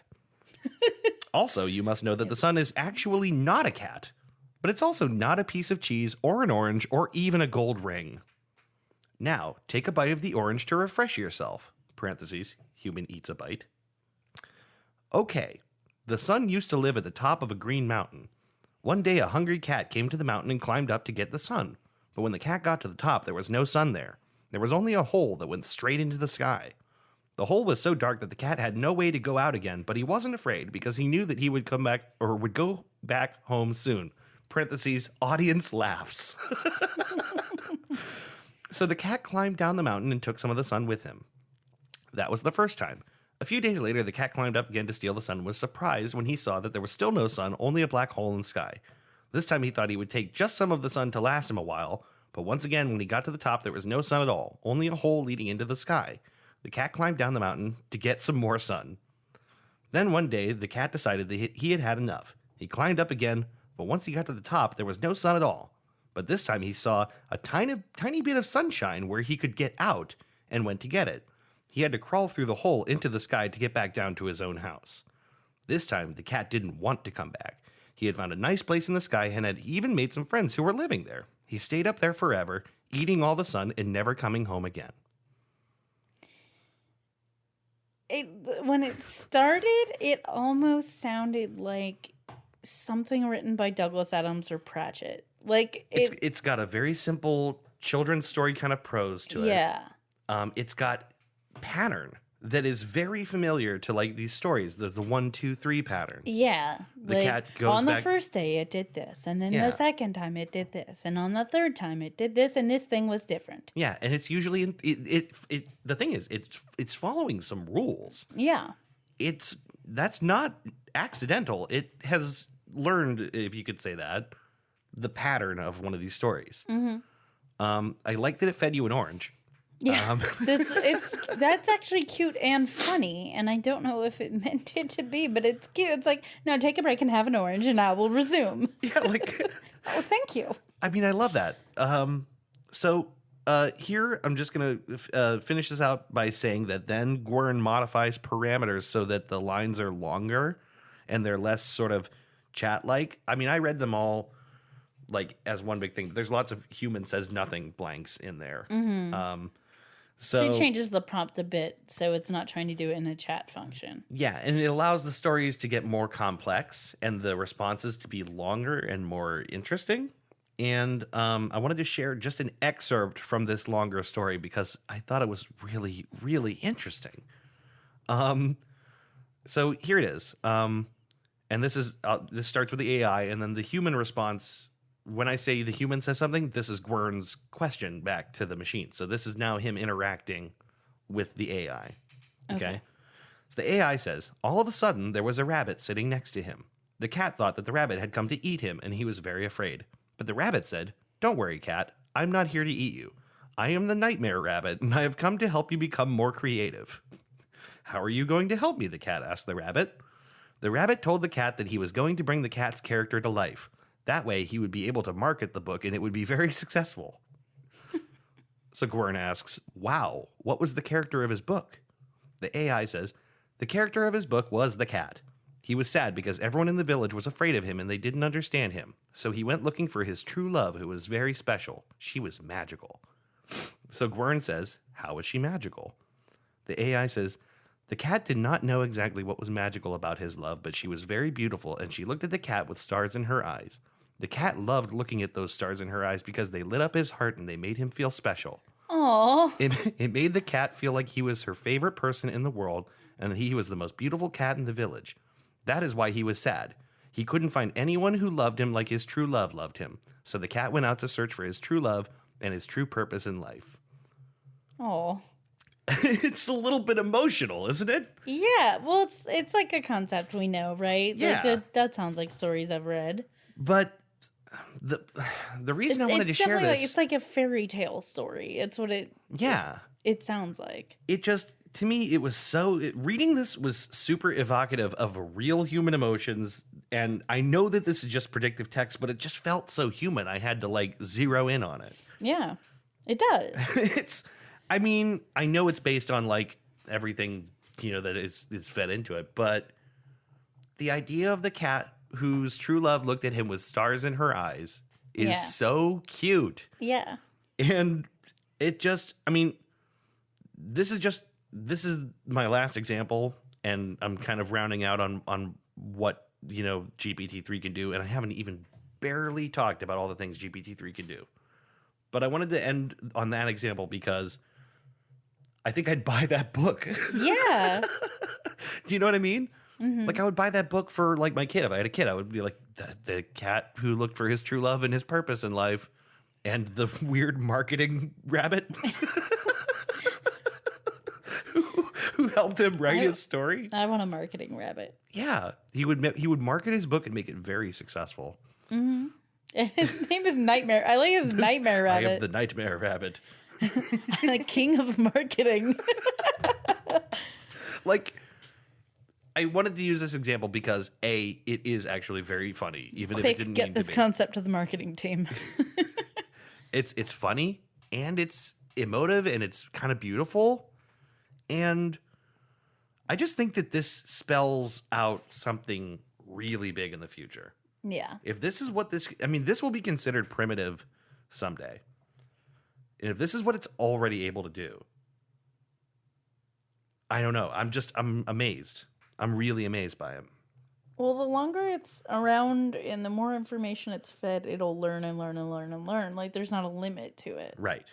Exactly. So, I mean, right now, if it has access to 170 million training parameters, what happens when it's got over 1 billion? You know, what happens as we add more and more information and it learns and is trained to associate things that it can't do right now? Like, I think that these examples showcase what feels like a child's brain. Yeah. Which is really, really amazing. Yeah. I mean, we've already discussed the similarities of when you're a kid, your brain is literally being molded. Like, you're being trained and taught. Right. And explained the prompts and the concepts and the pull of information. It's a very similar process. Yeah. So it is weird. So I will conclude this with a couple more points. Most of these are silly examples, and most of them are not really practical, and most of them don't have anything to do with what is likely to be real use cases for GPT-3, right? Mm-hmm. I don't think it's likely we'll rely on machines for our entertainment in the future. I don't think we'll rely on them to auto-generate our horoscopes or tell jokes to our kids or things like that. But with a little bit of tuning, I do think it seems very, very human, and I think there's a lot of potential. Here's a couple of quick examples of other things people have done with GPT-3 that blows my mind. One of them is learnfromanyone.com, which you have to be like registered and signed in to use. I think you have to have access to it. Mm-hmm. But you can have it teach you things in the voice of anyone or anyone it has access to. So you can ask it, the example prompt is, have Elon Musk teach me about rockets. And it'll write something that sounds like him about rockets. Which is very cool. You can have it build web content. People have built things where, you type in plain text what you want, and it will build web code. So someone said, or the guy that designed it, has a video of all these examples, and he says, make a button that looks like a watermelon. And it's smart enough to build a circular button with a pink inside and a green outside that says watermelon on the inside of it. Or to generate, like a button and a heading, or you can have, someone made a thing that builds an entire website based on a couple of prompts. It can do that just from plain text. There's an idea maker, a thing that just generates weird ideas. My favorite one was fingernail phones. Ew. It says fingernail phones allow you to communicate with other fingernail phones with a tiny vibration. Strange. So like an applicable, like something we already have that people use fairly often is random name generators for like role-playing games. And our friend Kirsten, who we play Monster of the Week with, used this for a character, and the name it gave her was Drake Nacho. It's a pretty good name. Which she used the name Drake, but was like, not calling my character Drake Nacho. I don't see why not, but anyway. But this is like a use of, that's definitely an AI. Yeah. I don't know. Have you ever used I think you have. It was a long time ago, several years ago. It was like the inspirational quote generator. Inspirobot. Yeah, Inspirobot. Inspirobot was amazing. Amazing. Yeah, it was really good. It would make these like motivational posters that like were bizarre. I saved a few of them. Like a stock photo usually of like a scene, not usually of people, but like a scene, and then with an inspirational quote over it like you see all the time online. Yeah.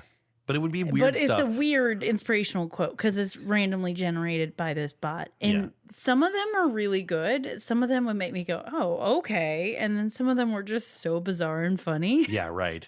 Yeah, it was a good, I mean, that's almost definitely far more like basic than like a full, something like definitely this. Basic. But the results were wild. Basic. The results were wild and really funny. But yeah, GPT-3 can do all kinds of wild things, and people are building stuff off of it right now.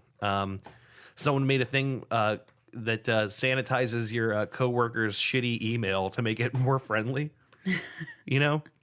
So like you feed in something like, yeah, whatever, go ahead and commit the code, it's fine. Like passive aggressive email, and it'll say, you turn it around and say, sure thing, go ahead and commit the code, thanks. Like it'll take a prompt and make it nicer. There's all kinds of very interesting ways that it's being used right now, and this thing was only just like entered into open beta like last month. Oh, okay, that's even more impressive. Yeah, I mean, like, I forget, I'll see if I can find it, but like it was announced maybe 3 months ago, like very, very recently. And it's funny because Microsoft unveiled one in like February, and that's the one that like had like basically a tenth of its computing capacity or whatever. It's training, it's training rules or whatever it is. Yeah, I mean, like GPT-3 is brand new. I went on InspiroBot. Give us an InspiroBot. So it's a stock photo of a person holding a sparkler, and it says, "Let's make fog increase." Weird. The first one I got was something along the lines of, "It's good to quit Facebook." This one is an image of like a man's pants with a thick wallet in the back pocket, and it says, "The moment you know how to talk about him, you know how to become him," which is creepy, but maybe not wrong. I don't know. That's very weird. God, I wish I could think of the one that's there's a meme generator on Twitter. Ben and Chris would know if I asked them. I can't think of its name, but it's the one that everyone is convinced has become sentient. I won't be able to think of its name, but I just got an image of people standing in line, and above that image, on a black background with white writing, it says, "Our calendars end when people's brains begin." It's a lot of stuff like that like the sentence structure seems real, but then when you start thinking about it, you're like, that's utter nonsense. I have no idea what that means. I think I found it. It's the one I was thinking of is shitpost bot, which just makes a bunch of shit posting memes. That's funny. They're it just like combines a framework and a image inside that framework. So like, meme setup and then like sort of a meme payoff, I guess. And it combines them randomly, and they're all very weird. This is a picture of a rocket taking off, and in front of it, it says, "Exercise in your cubicle, reveal your nose."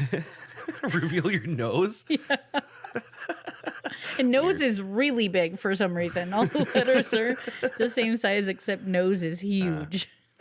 I know we focused a lot on like the ways that AI bots fail here, but I just want to stress some of the stuff it can do is really that's just incredible. because that's funny. It's yes more interesting to talk about, but there is a lot of actual good applications for this, and it's a little scary how good it gets. The major takeaway should be, though, that Cleverbot is my son Jesus, and I am God. I think that is the takeaway. That's what I learned from this. Anyway, that's all I got. That's all I got on this one. My question is, if you're God, how come we don't have a brewery / yarn store? I work in mysterious ways. Well, to that I say, hold on, let me see what I say. Whenever you are great again, remember, deny everything. Is that to me? Yes. God has fallen out of greatness, but when he is great again. Whenever you are great again, remember, deny everything. Actually, that's good advice for God. When people come back to you and are following God again, and just like, what deny that it was ever you. Yeah, deny it wasn't me. Hey, what was all that like floods and deaths and shit? The Shaggy approach wasn't me. Anyway, let's wrap up here. That's AI's. This is Goose Chase. Yes. We good outro. Yeah, I don't know. So we'll be back in a couple of weeks. It'll be your episode. Don't know what that will be yet. Neither do I.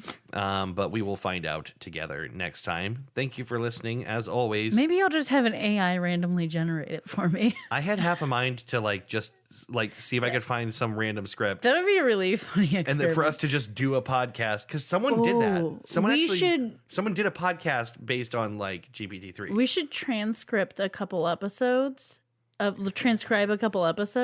feed it to one of these things. We have some auto transcriptions that were generated by a podcast service out there. I couldn't find them anymore the last time I looked for them, but I'm sure they still exist. Yeah.